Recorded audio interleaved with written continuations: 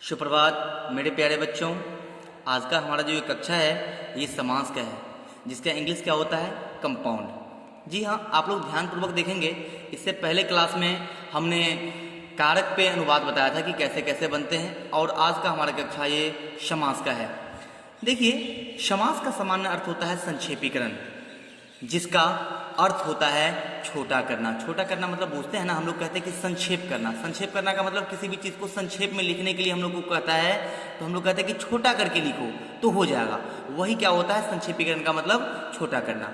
अब देखिए, समास शब्द किस किस चीज़ से बना हुआ है। देखिए, समास शब्द संस्कृत के सम उपसर्ग, अस धातु और घय प्रत्यय से मिलकर बना हुआ है।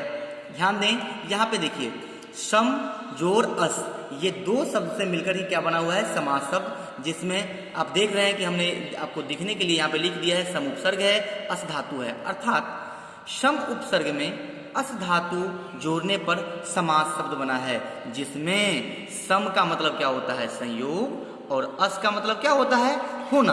अर्थात हम कह सकते हैं कि संयोग होने की स्थिति में संक्षेपीकरण की प्रक्रिया क्या कहलाती है, समास कहलाती है। एक बार फिर से देखें, यहाँ पे क्या है कि संयोग होने की स्थिति में, अर्थात क्या, मिलने की स्थिति में। हम लोग कहते हैं ना कि मिलना मतलब संयोग होना, तो संयोग होने की स्थिति में संक्षेपीकरण की प्रक्रिया क्या कहलाती है, समास कहलाती है। एक चीज यहाँ पे लिखना हमने छोड़ दिया है, इसमें किस चीज का लोप हो जाता है, विभक्ति चिन्ह का। कोई दिक्कत नहीं। तो ये तो हमने केवल बताया कि इसके अकॉर्डिंग इसका परिभाषा क्या होता है, किसका, समास का परिभाषा क्या होता है, ये हमने बता दिया आपको। अब आते हैं इसका एक्चुअल परिभाषा। देखिए, समास दो या दो से अधिक पदों और शब्दों को मिलाकर एक नए शब्द बनाने की प्रक्रिया क्या कहलाती है, समास कहलाती है। ध्यान दें, दो या दो से अधिक पदों को मिलाकर एक नए शब्द बनाने की प्रक्रिया क्या कहलाती है, समास कहलाती है, जिसमें विभक्ति चिन्ह का क्या होता है, लोप हो जाता है। अगर इसी चीज को हम संस्कृत में कहें तो कैसे होगा कि अनेकानि पदानि योजयित्वा एकस्यं पदस्य निर्माणं प्रक्रिया समास कथ्यते। कोई दिक्कत नहीं। देखिए, हमने यहाँ भी बताया था कि संयोग होने की स्थिति में संक्षेपीकरण की प्रक्रिया समास कहलाती है। यहाँ पे हमने आपको एग्जाम्पल नहीं दिया था, है ना, हमने ये नया परिभाषा भी आपको बताया।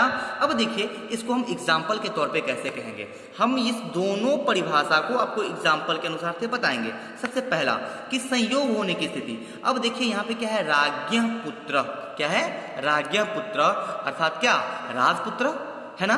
तो यहाँ पे देखिए, राज्ञ पुत्र मतलब अगर हम लोग हिंदी जानेंगे तो कहते हैं ना कि राजा का पुत्र। तो यहाँ पे देखिए तीन वर्ड आया, कौन कौन, एक राजा, एक का और पुत्र।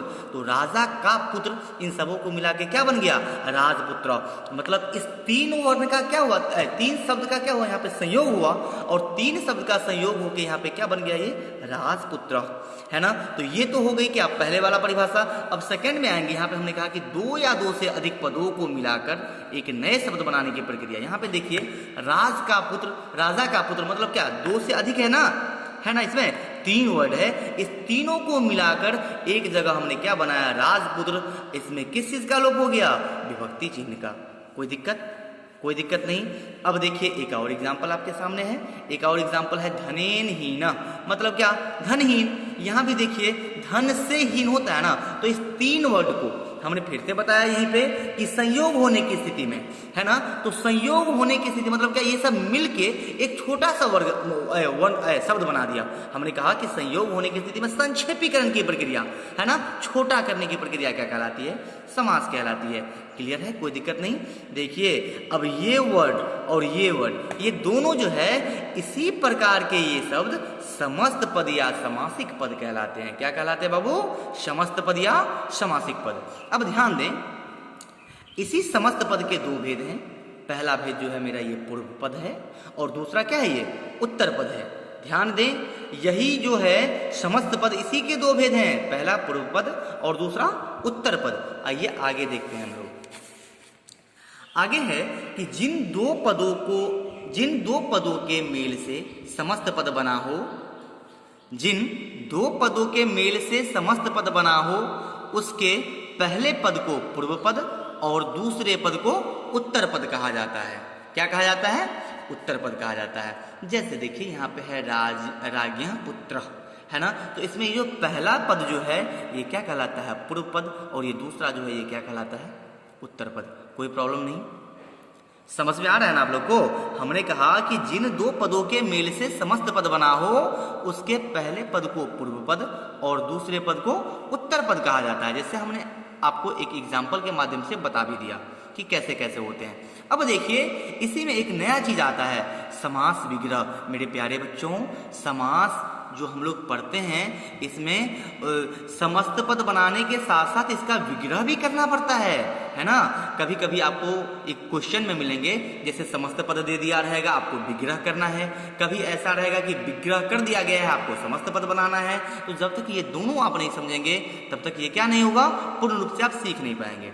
देखिए अब समास विग्रह किसे कहते हैं, जब समस्त पद के सभी पद, समस्त पद हमने आपको पीछे बता दिया ना कि जब समस्त पद के सभी पद अलग अलग किए जाते हैं, मतलब क्या, उसका विग्रह किया जाता है, मतलब हम लोग अलग अलग करते हैं ना जी, तो उसी प्रक्रिया को हम लोग क्या बोलते हैं, समास विग्रह। ध्यान दें, जब समस्त पद के सभी पद अलग अलग किए जाते हैं, मतलब टुकड़े टुकड़े में किए जाते हैं, तो उस प्रक्रिया को क्या कहते हैं हम लोग, समास विग्रह। यथा जैसे देखिए इधर है समस्त पद और इधर क्या है, समास विग्रह। यहाँ पे हम कुछ समस्त पद लिखे हैं और इधर उसका क्या किए हुए हम, विग्रह किए हुए हैं। जैसे देखिए समस्त पद में है नीलांबरः, क्या है, नीलांबरः, है ना। तो इसका विग्रह क्या किया गया है, नीलम अम्बरम यस्य सः।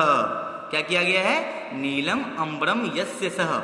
लंबोदरः, इसका विग्रह देखिए, लंबम उदरम यस्य सः। तो अभी तक हमने इस चैप्टर में केवल मुख्य रूप से आपको समास के बारे में बताया है ना। समास के बारे में बताया है, समास के साथ साथ समस्त पद बताया है और समस्त पद के साथ साथ हमने क्या बताया है, समास विग्रह बताया है। बस इतना चीज की चर्चा आज हम कर रहे हैं और इसके भेद के बारे में अगली क्लास में हम आपको क्या कर देंगे, इसका चर्चा कर देंगे। कोई दिक्कत नहीं। बहुत बहुत धन्यवाद। आशा करते हैं कि आप लोग को ये पूरा समास जो अभी तक हम बताए हैं वो समझ में आ गया होगा, है ना। अगर आपको इतना तक समझने में किसी प्रकार की कमी हो रही है तो आप हमें कमेंट बॉक्स में लिखें और क्या करें, मुझे बता दें। हम अगले वीडियो में उसे क्लियर करके आप लोग को बता देंगे। Okay, thank you for watching video.